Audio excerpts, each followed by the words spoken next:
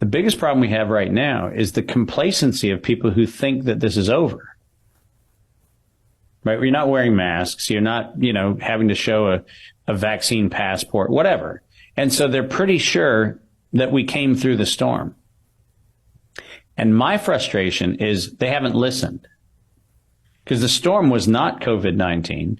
It was not SARS-CoV-2. The storm was a public sector writ large that is a criminal racketeering organization that will stop at nothing, including the murdering of its own citizens, to advance a profit agenda as stated by the criminal conspirators themselves. And I am very upset that, to your point, nothing about what I've said has changed. That's the nature of facts. They don't. By the way, it's also the nature of science.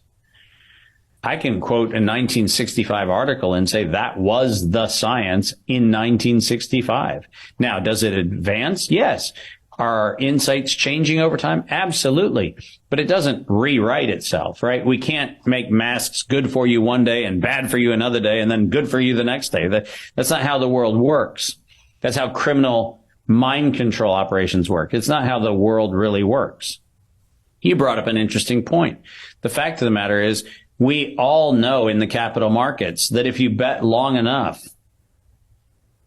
if you're a large corporation and you can influence the directions of what politicians are going to do and you know what they're going to approve, you can have a secular long bet and hold your breath for a while because inevitably you're going to win. Why? Because you not only stacked the deck, you built the table inside the casino you built, inside the state that you legalized gambling in. The reason why you're going to win is you're the house.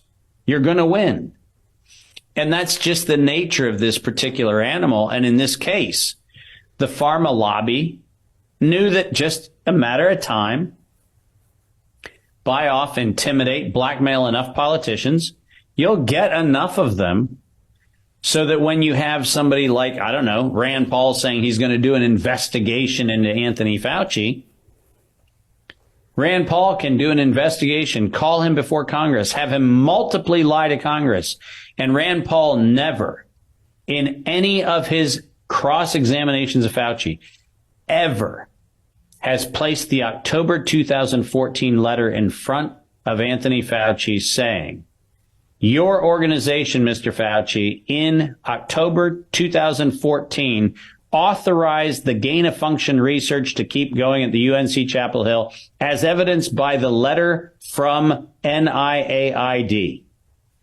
And you just swore under oath to Congress that you never funded gain-of-function research. How on earth do you explain the letter from your organization that says Ralph Barrick's coronavirus research was subject to the gain-of-function moratorium? How do you explain the letter? And you know why Rand Paul won't actually do that? And why no prosecutor and why no elected official, including Ron Johnson, including all of the alleged investigators who are allegedly investigating coronavirus, the reason why they will not put the evidence in front of the camera so the public can see it is simple. Fundraising. That's it. Because if the American people saw the letter I'm referring to and listened to Anthony Fauci's testimony, we've never funded gain-of-function research, where it is quite literally his letter on his letterhead saying gain-of-function research on coronavirus, which gave rise to that convenient 2016, the Wuhan virus is ready to hit the public, we would have a different conversation. But we're not having it because the House wins. And that's fundraising for Rand's next campaign, which is paid for by the pharmaceutical industry. So this is a mock trial. Again, something you're very familiar with for the last 2 decades, where you would investigate things, they would put people on trial, and nothing ever happened. So it's a big show. And there's not a shred of justice that the public should expect, because justice is not the objective. The theatrics are the objective, and I can assure you that Rand Paul has used his fight with Fauci as a great fundraising technique. But guess what? investors will respond if they see profit at the end of the process is not just about coronavirus. It's about Rand Paul raising money for his next campaign. What do people need to know about what's coming next? Because this might get people's attention. The WHO has now come out with this pandemic preparation treaty. Is that the thing people should look at? No. No, as a matter of fact, when I was in the European Union, I had the opportunity to be approached by an individual who wanted to meet me in Brussels to hand me a black envelope. Inside the black envelope was a proposal from the United States Department of Defense for the readiness campaign for the next outbreak.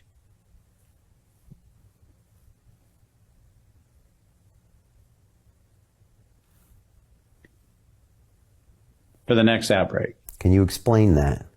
Yeah, that's kind of one of those things where you sit back and go, So we actually have a contract that is circulating in Europe from the United States Department of Defense, trying to identify European contractors to be partners in the next bio attack on humanity.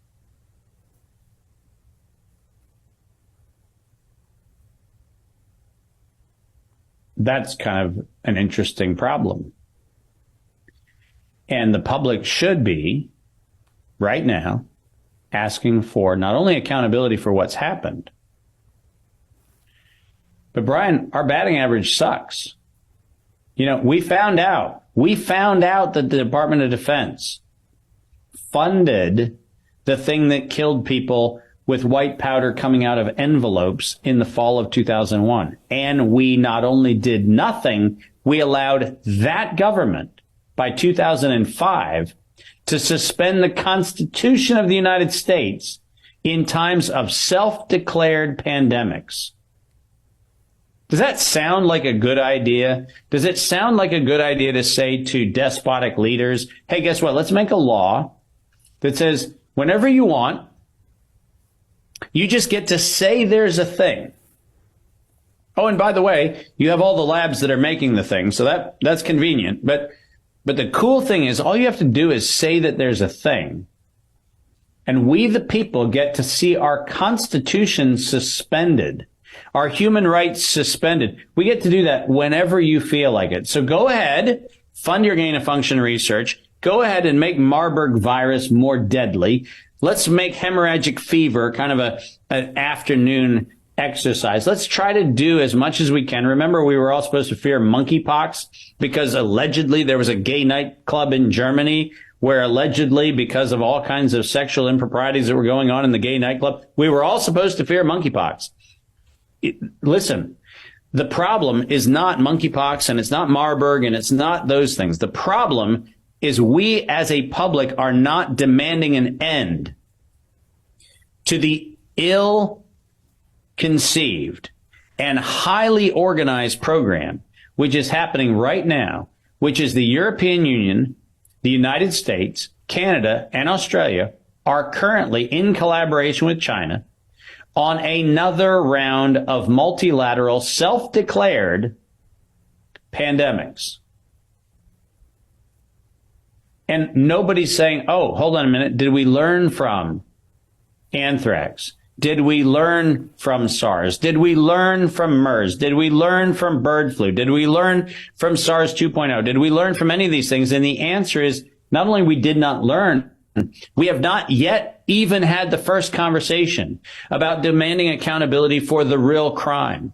Because the real crime is not the few people who died with the bioweapons. That's not the real crime. The real crime is a public institution called the government of a country who has decided that its citizens are cannon fodder for the corporate patrons' enrichment.